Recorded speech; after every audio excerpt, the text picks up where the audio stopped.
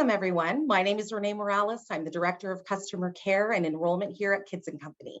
Thank you, everybody, for joining us for today's webinar.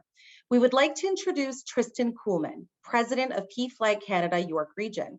PFlag is an entirely volunteer-led LGBTQ+ support, education, and resource network that exists across North America. Today, Tristan will be sharing insight on the coming out process for families.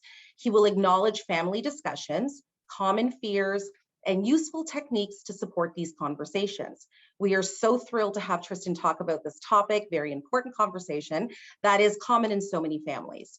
If you have any questions throughout the session, please use the Q&A function at the very bottom, and we will ensure to get to everybody's questions at the end of the session. Take it away, Tristan. Good afternoon, everyone. Thank you for joining us here today. I know you all are incredibly busy, everyone on varying work schedules, so thank you all for attending. If you're connected with anyone in the Kids and Company community who might not be able to make it today, just a reminder, there is going to be a recording that comes out as well. And for all of you, if you wanted to revisit any of the materials and topics that we're going to be discussing today, you can look at that recording when it's released. So yes, my name is Tristan. I use he, him pronouns. I'm the president of PFlag Canada, York Region, and very happy to join you all today. This is an incredibly important topic and also one that can be very difficult to navigate. And I do want to set the stage a little bit in terms of, what to expect today and to really set expectations and to really put everyone's kind of mind at ease of what we're looking at today. For one thing, I am a volunteer here with PFlag Canada, York Region, and with all of our volunteers and anyone who does a presentation like this, all of our information that we have to share, it's really based on lived experience, and it's also based on information that comes from our support meetings and informed by lived experience from our service users.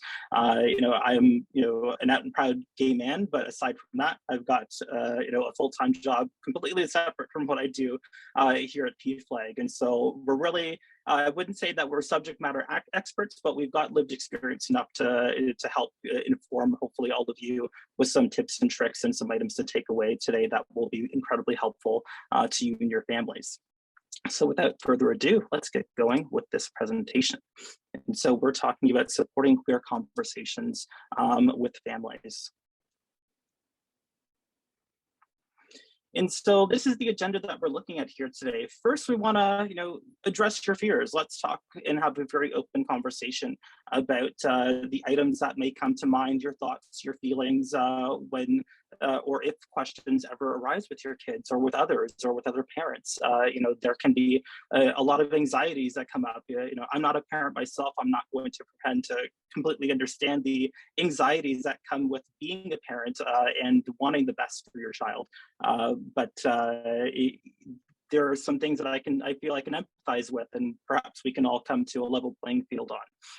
I want to talk about what's at stake, and what I mean by that is I think it's really important to know kind of where the lay of the land really is today in our society and our culture. There is, kind of a rightful conception right now that things for queer folks are a lot better than they were. That is correct, but there's still a lot that is happening in our communities, whether it's within the school board, whether it's within, culturally, there's a lot that's still happening. Tristan, I'm sorry to interrupt. Do you want to just expand your screen so we can, the slide is just a bit small. There we go. Yeah, so we want to talk about what's at stake, because oftentimes when we say that things are better, sometimes that's a way for some folks to mask what is actually happening. And I think it's important to really understand what's happening. And then let's use that to fuel, building our toolbox. And these are some tips and tricks and some items that I'm going to leave with you. And we'll have a Q&A at the end where we can maybe dive deep a little bit more into that if you need any elaboration or have any further questions there. And then I want to talk about, raising an army of allies as well.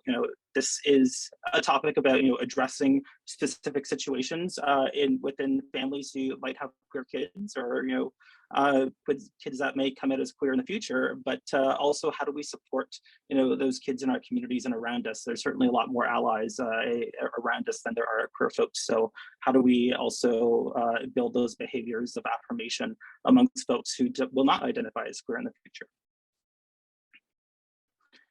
And so I want to start with a little activity in addressing our fears. And there's 3 questions here that are coming up on the screen. And there's also going to be a link in the chat that'll take you to a word cloud.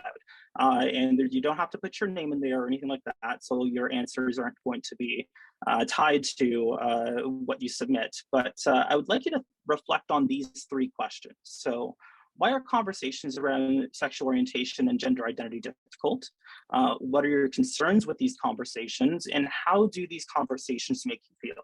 So I want you to use the word cloud, and you don't have to type in a lengthy response, maybe 1 or 2 answers to describe kind of what, reflecting on these questions, what feelings they might conjure up in yourself, what anxieties, what maybe excitement they conjure up in you in sharing information, depending on where you're at in your learning journeys. And let's take a minute to fill out that word cloud, and then we'll reflect on what that looks like. Sorry, and just for those asking, the word cloud is already located has been shared in the box. Are we able to see that, Sarah? Can you just confirm?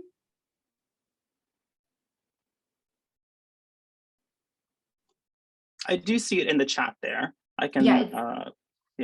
Great. Yeah, exactly. Sorry, Tristan. Yeah, it's at the very top of the chat, everyone. So if you scroll to the very top, you'll see that there's the link to the poll there.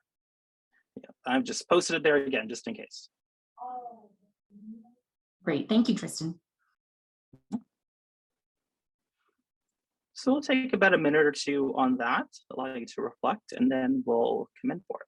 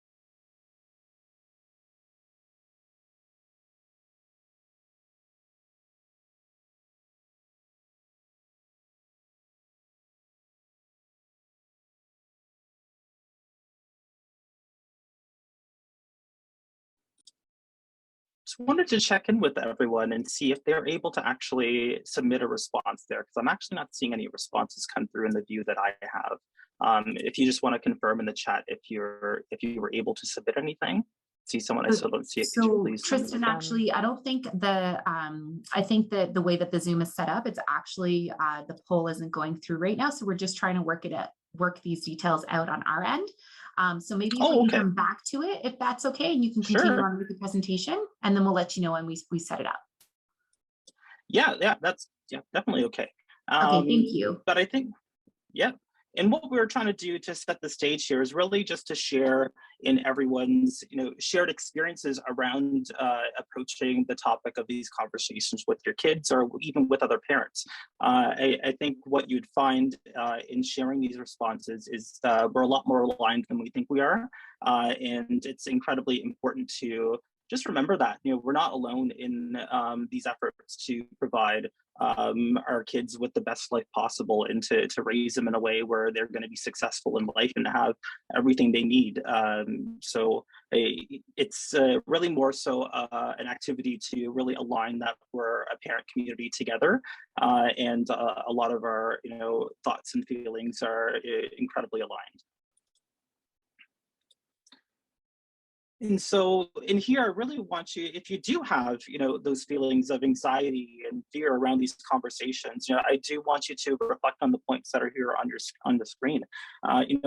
Everyone wants what's best for their child, and sometimes that leads into a fear of making a mistake. And again, I can't entirely understand that feeling there, but I can understand the anxieties that can create in those moments, that you're afraid that you're going to make a mistake or say the wrong thing or do the wrong thing that's going to have these long-lasting impacts with your kids. But I think sometimes we need to reflect and think that kids are resilient, and that there are things that can be unlearned. This moment in these times, in their life and their development are a blank slate. It's as easy sometimes as a chalkboard where, if you do something that might not be the best, you can always, reaffirm, what, the correct behaviors are by continuing to display what the correct behaviors are. And that will kind of, rewrite, anything that they might remember, and just to live through that. It's also important to understand that your intentions need to be guided by what's best for your child, mental health and well-being, and to be also incredibly realistic about what's around in the world, and what they're going to encounter. Sometimes we encounter parents at PFlag who are a little resistant to exposing, kids, whether it's young kids or whether it's older kids, teenagers, or resistant to understanding what they're sharing with them. They're too young, or they still have a ways to go to develop to understand, whether they know that they are the identity that they're sharing. They might change their mind and things like that. But we need to be realistic about the world that's around us, and the world around us, especially for queer folks, are, we're surrounded by moments and individuals who do want to disregard those behaviors of affirmation. They don't want queer people to be around. They also want to instill as much doubt as possible into queer people. And our roles as parents, we need to really build that resiliency within kids to not disregard what they're sharing with us, but to affirm it, and to be prepared to meet those challenges in the real world. Also, if you're in a position that you find it difficult to reconcile your own thoughts and feelings about the queer community, whether it's from your own upbringing, your own background. I come from a family where that was difficult for my mother, and she went on her own learning journey, and it was difficult when I came out, and she didn't really understand what it meant to be queer, but it didn't come from anything that was negative against the community. It came from her understanding of what it was to be growing up gay or growing up queer, based in the 80s. She immigrated to Canada from Guyana in the 80s, in the 70s and 80s, and that's when news around HIV and AIDS broke. And when I had come out about 14 years ago, that's when she shared with me that she thought I was going to die of HIV, and that's what my future was. And that's not really the reality that we have today. So it's important to really reconcile where your own feelings are at and where they're coming from, and maybe to address that through educational moments and seeking more opportunities and more resources. A story also about sometimes how difficult it can be to find those resources like PFlag and like other organizations, or to even discuss this with other parents. When I first came out, a couple years into it, my mom was really coming around and wanted to educate herself, and her favorite pastime was to go to Chapters or Indigo and to browse the aisles and pick up books that she finds interesting. And she was looking for books to help her through that journey, and she picked up a whole bunch of books, and she thought she was doing a really great job, and she was. But the first book that she started reading, it was about a chapter or two in, and it was then that she understood that this was not a book for parents who were supporting queer kids. It was for queer parents coming out to their kids later in life. And so sometimes now I'd like to share that story, because it can be, it's a funny anecdote, because it's just difficult to find those resources at times, and you're not alone in that difficulty, but there's certainly a lot more resources around now than there were decades ago. It's also important that your learning journey can coexist with the learning journey of your child as well. You don't need to be a subject matter expert in this to support your children and to support others around you. Learning journey, sometimes when parents are learning alongside their kids, it's a beautiful journey, regardless of the subject. And so I encourage you to address that fear as well, and to not think that you have to be an expert in this. You don't have to. That learning journey can coexist with the learning journey of your kids. And it's also important to acknowledge that you will make mistakes, and that's okay.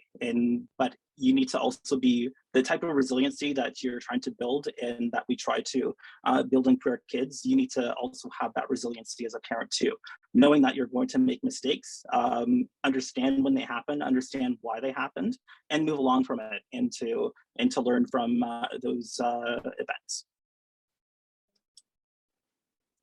Let's move along here. So let's talk about what's exactly at stake here. And so I'm going to go through a couple of slides just about some statistics, mostly gathered by the York Region District School Board, who we partner with every now and then. But I do want to set the stage here a little bit.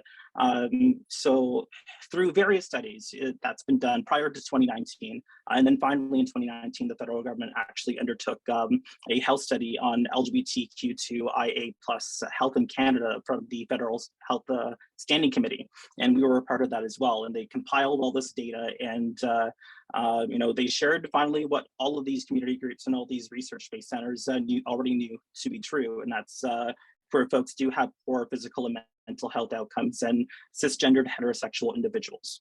And when I say cisgendered, cisgendered refers to individuals who identify with the sex that they were assigned at birth. So for example, for me, when I was born, the doctor looked at me and said, "This is a boy," and marked me as male, and I still to this day identify as a male, and my gender expression is I would say for the most part, mostly reflects the gender norms of what it means to be a man in our society. But that's not the case for everyone. And that's where those health outcomes for some communities and some folks who identify as trans, who identify as non-binary or genderqueer. And we'll get a little bit into those pieces of terminology in a little bit. But pretty much queer folks do tend to have poorer physical and mental health outcomes than their cisgendered heterosexual individuals. And it's also important to really understand the behaviors and the characteristics of allyship that can really improve these physical and mental health outcomes. It's not just about, improving policy so there is more healthcare funding to support these communities. It's also about what we can all do as a society in our affirming behaviors every day, as a parent, as members of our community, and to build a society and to build safe places for queer folks to live affirmingly and to thrive. And so this is a little bit of a breakdown from a study by the York Region District School Board. They do this every few years, and it's a part of their study that's called the Every Student Matters survey. And what they did here is they would pose a couple of questions to students, and they compiled the results here. And the results that you're seeing here is based on a question where kids are asked how welcomed and what is your sense of belonging? How do you feel in York Region District School Board schools? Kind of measuring their sense of belonging. And as you can see here, students who identify as male, in the dark green, you see secondary school responses, and in the light green and the outer ring, you see elementary school responses, and the grades as well in brackets where the questions were targeted. So male and female students and who identify as male and female and who would identify as cis, so CIS, cisgendered, they're around the mid to high 70s. But when you get into queer kids and you get into individuals who would consider themselves gender diverse, so kids who answered whether they were trans or non-binary or genderqueer, you can see that the percentages drop drastically. And this isn't something that's just related to the York Region District School Board. This is something that is prevalent amongst, all students and all kids everywhere. As they age, they understand that the world around them isn't exactly built to be as accepting as affirming to them.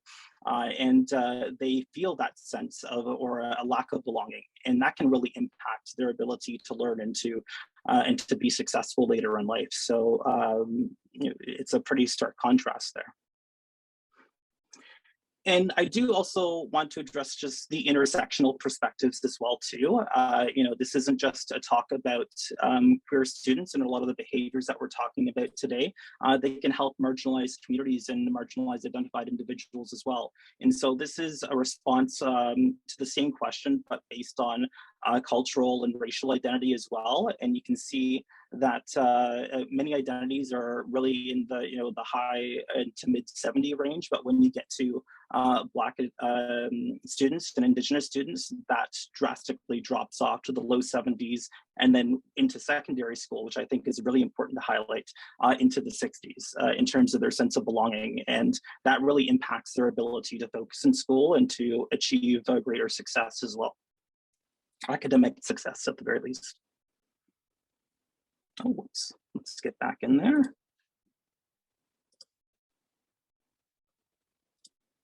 All right. And so just to review here, student belonging is really directly tied to student success. And so, the talk today is really about building, affirming behaviors to really improve a student's sense of belonging wherever they go to school, and whether you decide your kids are going to be going to school. That sense of belonging and support in society leads to better health outcomes. One stat that not to scare anyone here, but one stat that I think is important to share around suicidal ideation for trans individuals is there was a study done by Trans Pulse in 2017.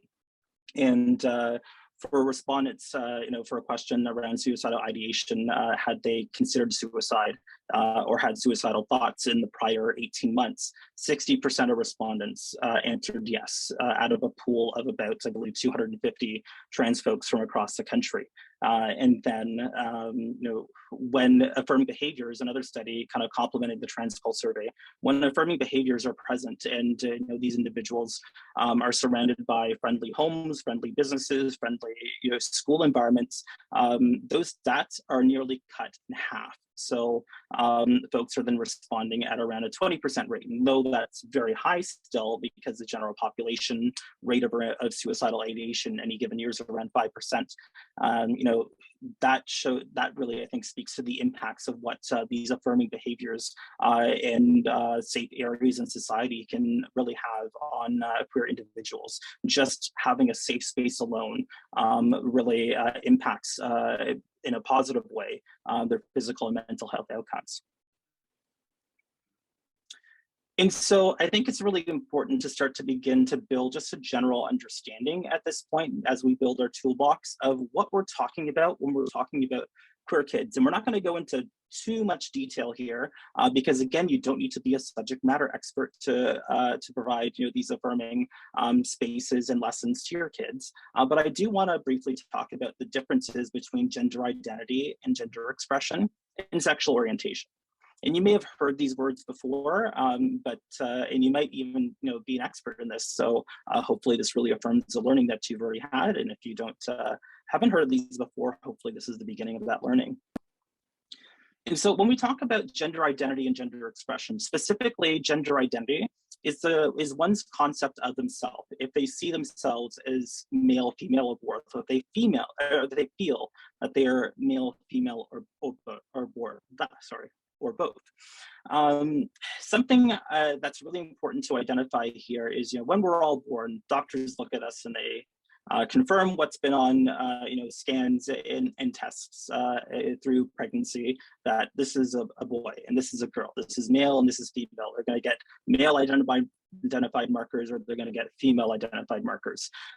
But gender and sex, human sex in particular, is a lot more diverse than we are really led to believe through that process of identifying sex when we're born. As we grow up, there are a number of different processes in our bodies that really impact how our bodies behave, how our bodies look, how they grow and develop through puberty, different forms of hormones, different amounts of hormones, a variety of hormones outside of estrogen and testosterone that really impact development.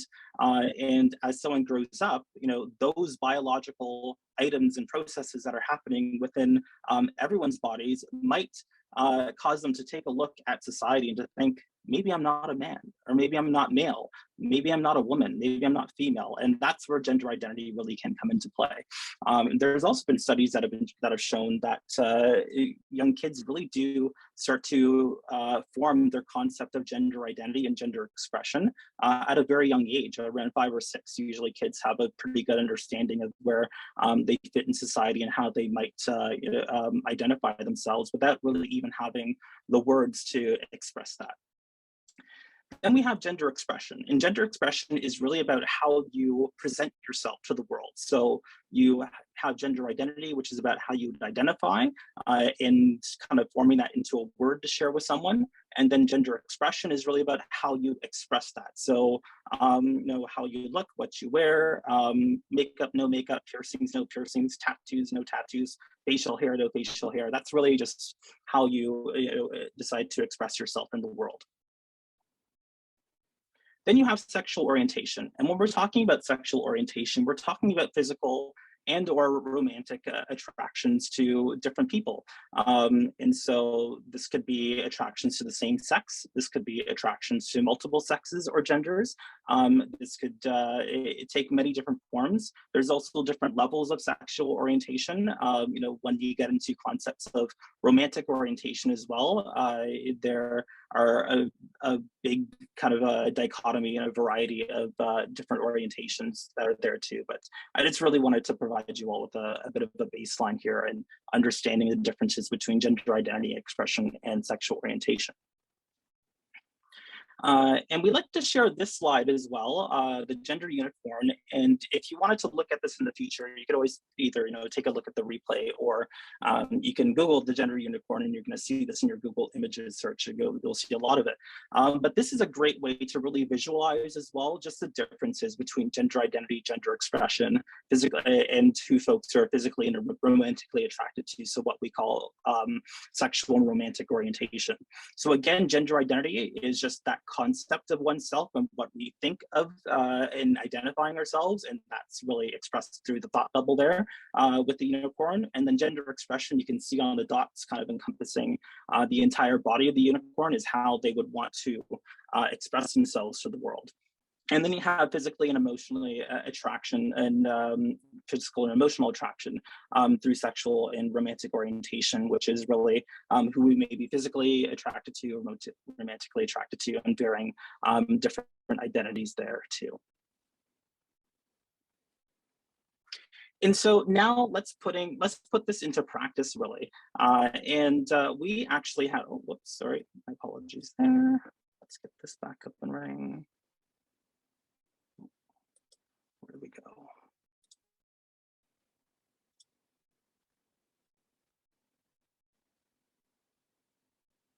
Thank you for your patience there.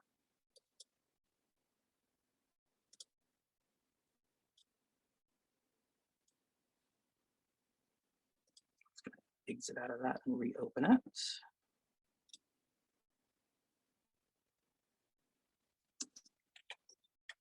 But the slide that I'm about to pull up here, we actually had an event with a sex educator last year. His name is Tim Legman, and we asked him to help us with creating a presentation on guiding those conversations through development and through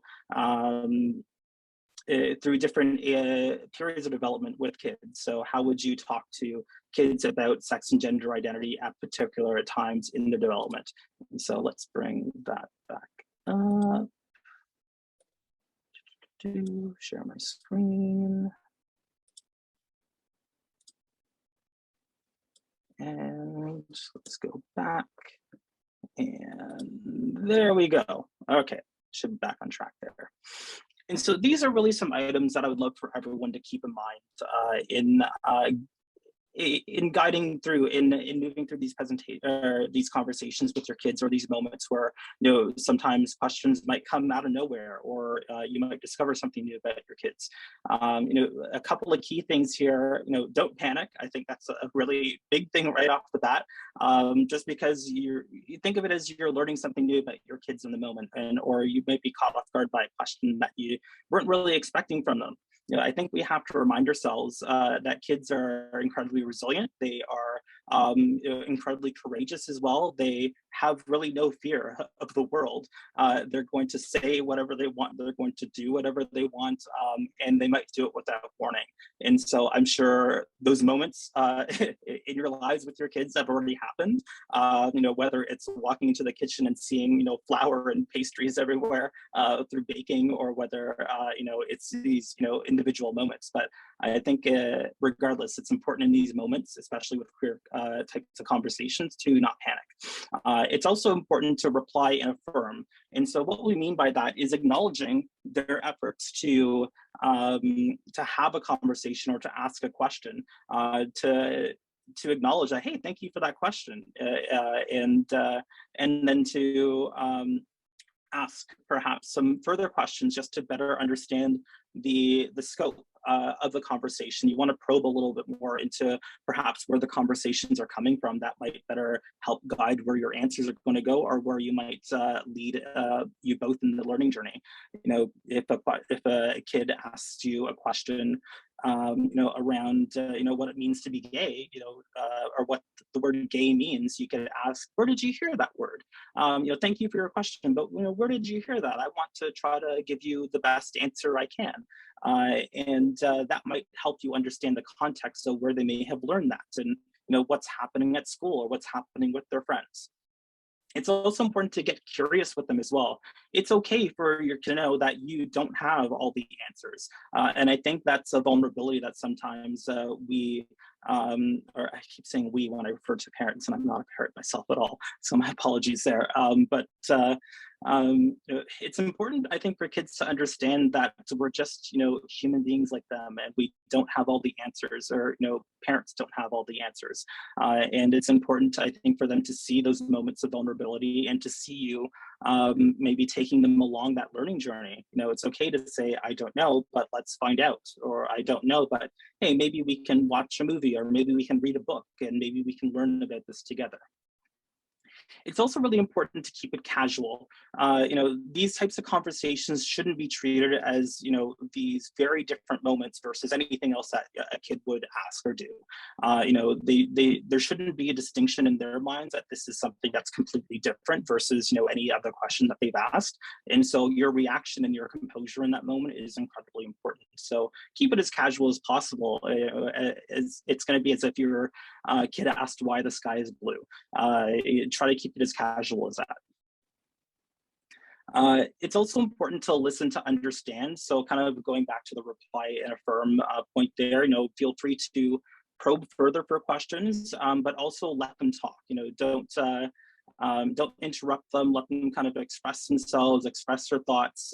You know, if they say a word that you're worried about, if they are phrasing words in a way that, you know, make you worried about their own thoughts and feelings, just let them share their thoughts with you. It's also important to practice what you preach. And so in particular, when we're talking about the behaviors of allyship, you know, those behaviors are really something that should be lived at all times. But they also, you know, when it comes to these particular types of conversations too, you have to practice what you preach in terms of, you know, being vulnerable. You know, if you ask your kids to open up, you should also be meeting them at that same place of opening up and being vulnerable as well. You know, the rules that apply to these conversations don't just apply to your kids, they apply to you as well. It's also important, along with keeping it casual, keep it fun as well. You know, your anxiety might be running, you know, at 1000% in these moments, but to try to keep it as fun as possible, because this is all about really trying to normalize what these conversations can look like and what these moments in your kids' development can look like as well. Incredibly important here is to try to stay away from words that might be perceived as, you know, kind of imparting some sort of judgment with your kids. And, you know, that could be used, you know, in kind of questions that you might be replying with, like when, you if a kid were to ask you, what does gay mean? Your tone of voice can really imply that there's judgment in the word and in the question. You could take the form of, where'd you hear that versus, oh, okay, well, where did you hear that word? And the tone and the approach in those situations are completely different, and can really put people at ease and your kids at ease in those moments. It's important to address the open door policy, and not that you need to, it's not like, the corporate world of open door policies where you open your door and you say, yes, we have an open door policy, come in and drop on it at any time. It's allowing these conversations to happen wherever they happen. If you're lining up at the movies and a kid suddenly asks you, what does it mean to be trans, or they tell you, I don't like what I'm wearing today, I wish I could wear something else, or I like these different colors. Affirm those conversations in those moments. It's best to, unless you're really in a moment or in a place where it's just not appropriate to to be asking questions, if you're, at a dinner or anything like that, or in a moment where you want to, be mindful or respectful of other people. You want to kind of keep these conversations as free flowing, as open as possible, where any conversation would live. And again, it's also okay if you don't know. So different pathways for your learning, I think, is incredibly important to understand. So, there are many different ways to approach your learning and to approach their learning. There isn't something that is linear. You don't have to come to a PFlag meeting. You don't have to just solely go to different webinars and seminars. You can read books, you can read children's books, you can watch TV shows and movies, and there's a lot of learning and a lot of conversations that can happen from media in particular nowadays, that it's just so much more incredibly diverse than it was before. You want to also use your intentions as a goal to guide your learning. What do you want the most, and what do you want your kids to know the most? And oftentimes when you get to the root of your intentions, it's really about them understanding that they're loved and that they're affirmed, and your actions really need to match those intentions. You want to avoid focusing on also, again, becoming an expert. If you try to become an expert, you're not really going to take the right approach. Myself, when I joined PFlag 3 years ago, I was worried about becoming an expert, because I didn't know everything that I needed to know about what it meant to live as a trans person or non-binary, and even different identities I learned about since I have joined PFlag. I certainly take it as my responsibility to know as much as possible, but I have to understand that I'm not going to be an expert in everything that I understand and everything that I learn. But again, those behaviors of allyship and of understanding and of empathy have really led me a long way. And I'm still with PFlag. No one's kind of left our organization yet. And that's because I've really affirmed those behaviors myself, and I'm confident in that. That's the power of those behaviors and kind of displaying that learning. Your kids are going to want to follow along with you. Avoid creating your own narrative around a single event as well. If a kid asks you what it means to be gay, it doesn't mean, oh, they're gay, oh my gosh, what do I do? And when you start to begin to kind of dive deep into your own questions, you can create your own rabbit hole, and that really can pigeonhole you into how you're going to be approaching. You don't want you to narrow your scope into this little area. You want to expand your scope and to be open to all the possibilities that are there, and just simply ask questions and continue to reply and affirm those questions. And again, kids are a lot more perceptive than we think. They're a lot more courageous than we think. We all know that, I think, as the obvious, but sometimes we just need to remind ourselves of that. They are observing and they are processing information in a different way, because they don't have the filters in life that we have all grown to have through our own experiences. Oh, I did it again. I keep Tristan, we were able to hitting get the poll up and running as well too. So if everyone wanted to go back into the chat box, we put the link there if you wanted to go through the poll. Sure, yeah, perhaps we can wrap up with that. We'll do that if that's okay. Sounds good. All righty. And sorry, my apologies, I keep hitting escape instead of the arrow, and they're on completely different sides on my keyboard. I don't know why I'm doing that. So let's get into some tools here.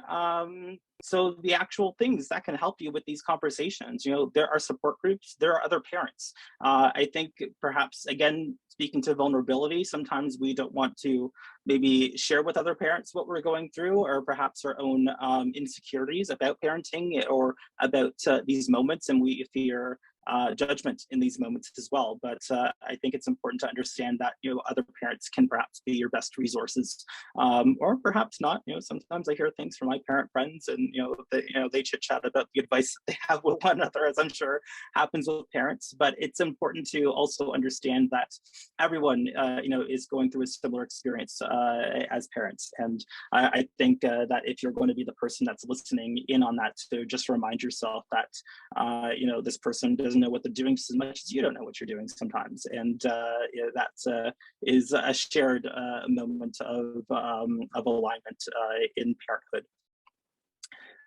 Another incredible tool can be books and affirming lessons. So I have on the screen here just an example of a storybook, and there's a lot more kind of queer-oriented storybooks that are available now. This is just one example called Tabitha and Magoo Dress Up Too, and it's about a story where two kids, they're playing dress up and they meet a drag queen, and they go on a journey together to just better understand that they can dress however they like, and it really doesn't matter, the judgments that they get from other people. And it doesn't mean that they're identifying in one way or another. There's actually no mention of gender identity or expression. This is just about affirming the behaviors of expressing yourself how you please and wearing what you want and the colors that you want, and to do so without judgment. Community events are also a great time to engage as well. You could go to community events, and oftentimes there are community fairs, and you see all these different organizations, and it's incredibly important to normalize conversations about different lived experiences when you're at these different booths and you're meeting different people. Kids might have questions in the moment, and if you've created a really strong kind of open door policy, or open door environment within your family, you're going to get those questions and allow those conversations to happen in the moment. It's important to inquire about words, but don't interrogate. So kind of going back to some earlier points there, and watching your tone of voice with that. And again, I can't emphasize and emphasize more just the power of building the characteristic of resiliency. You might need to be exercising that in the moment, and in particular with your friends and family. If you're being vulnerable in the moment, you might get judgment and resiliency, and you might have to exercise your own resiliency in front of others when you are being challenged. And we all have differing lived experiences, differing opinions, differing politics to begin with, and just because someone is maybe imparting their own judgment on your approach doesn't mean that they're also a subject matter expert, or they know exactly what they're talking about as well. Those moments and those conversations can really just be moments of information gathering, then of understanding, where to exactly go next. And sometimes information gathering is just the best way to discover those different approaches. And the last thing I do want to touch on in terms of building our own toolbox, a lot of this has been around supporting conversations with kids and in these moments, but what is, I think, incredibly important, perhaps most important, and what will apply to most of you here today, is building our army of allies. The fact of the matter is there are more cis heterosexual individuals in our world. That is just a reality. And we need to build those concepts and those behaviors and those characteristics of allyship and what that looks like and what those affirming behaviors look like very early in life. We need to build an army of allies. We need to create, and affirm what those behaviors look like in our kids. And many schools do it very well, many don't, and many exercise them in certain areas, many don't exercise them in all areas. But I think it's just incredibly important to touch on that is, for most of you, you're not going to be raising queer kids, but how do you raise a kid, that will affirm those behaviors and affirm those different lived experiences, and create safe spaces for other people, I think is incredibly key to all of this. And here are just some examples of behaviors of allyship. I can also share these as well with Kids in Company, just to, again, keep in mind. These are just general behaviors of allyship that we share with most presentations that we do. And a lot of it is our items that we've talked about today. I don't expect you to read everything that's on your screen here right now. I think allyship is, it's, some people think of it as, a word of the day or a word of the moment right now.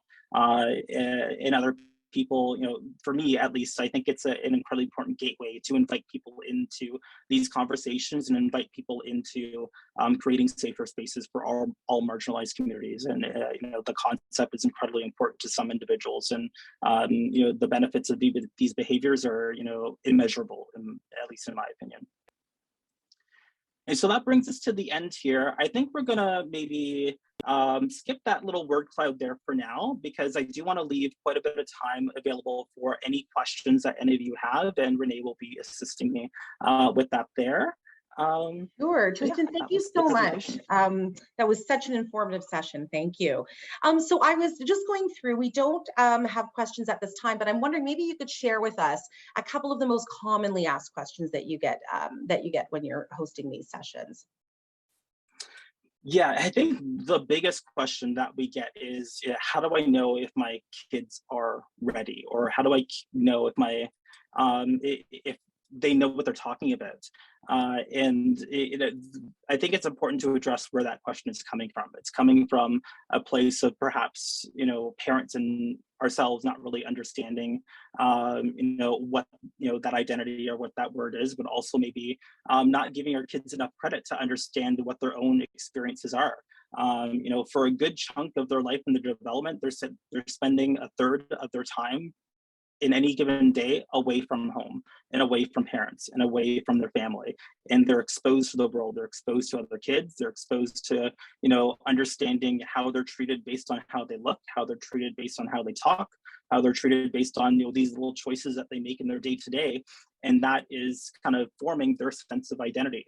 And they've already had a tried, tested, and true. They put their identities through the ringer at that point. And if someone comes up to you, or your kids come up to you and say, "I think I might be this," or I think I'm going to be identifying as that. That in itself is such a courageous moment, because just in thinking about my own experience, I knew I was gay from a very young age, and it's not that my mom wasn't creating a supportive environment at home. It's that I knew that I was different, and I knew that I was in the minority in that. Like, I knew I didn't have other gay friends, or at least from what I could tell. I knew that I was talking differently, thinking differently, I sound differently from my voice, it's not as deep, in growing up as well. And those are things that I perceived to myself. And so when you're ready to have those moments and to come out, or a child is asking you a question just in general, that might be leading to something, it might not be leading to something, but I think it's incredibly important to try to put those judgments at the door, and to dive deep into what's happening in the moment in front of you, and to use those guiding behaviors of allyship, of affirming behaviors, to dive deep into what they're asking, to guide you through that conversation, and to allow them to express themselves without judgment, but also to affirm that they are loved and they are supported. And just even saying that, and saying the obvious, is something that can create just an incredible shield of support, and just lift the weight that kids may be feeling in that moment. Great, that's great advice. PFlag was very key. I mentioned this to you earlier offline, in helping me with amazing resources, and helping me navigate with my daughter with her own coming out story. And so maybe you can let our participants know what some of the services are that PFlag offer in the different chapters and how to access them. Yes. So PFlag is a national organization. It's actually active in the US and Canada, and actually some other areas around the world. But at the root of every PFlag chapter across the world are support meetings. And so in York Region right now, we're holding ours once a month online via Zoom. And we're looking to expand back to meetings, and then to having one of those meetings in person by the end of the year. But at those meetings, everyone is welcome. You could be a member of the community, you could be a parent, you could be a friend, you could be an ally, you can be someone who is just looking to discover a little bit more. And you could be coming with challenges, you could be coming with just a lens of learning, and it's open for everyone. And it's just a space where we sit in a circle or we're online and we pose to everyone what brings you in today. And you can share as much as you like, you could choose not to participate, you could have your video on, you can have your video off, you can just sit back and listen and take it all in. But really it's a peer-to-peer led support meeting. It's not a professional counseling service or anything like that. But I think what is valuable in the peer-to-peer model is you're connecting with people who are going through experiences that may be just like yours or have gone through similar experiences and have informed moments and have informed thoughts that can help you through the challenges that you might be experiencing. And it comes from community, and it makes you feel like you're not alone. Because I think that's the key to all this. And PFlag was born out of the sense of trying to bring community together so people feel like they're not alone in the struggle, and the challenges that often come with supporting queer individuals, or if you're queer yourself, and the daily challenges that you have, whether it's coming out or whether it's issues at work or whether it's issues with your friends and family. Absolutely. Well, Tristan, thank you so much for taking the time out of your day to share this insight on such an important discussion to have within our families. And we appreciate all the services PFlag has to offer. We want to remind all participants that we'll be following up with a recording of today's session, along with any other materials that Tristan's going to be sharing with us. Thank you so much for being with us today. We hope you all enjoyed the webinar. Have a wonderful day and happy Pride. Happy Pride, everyone.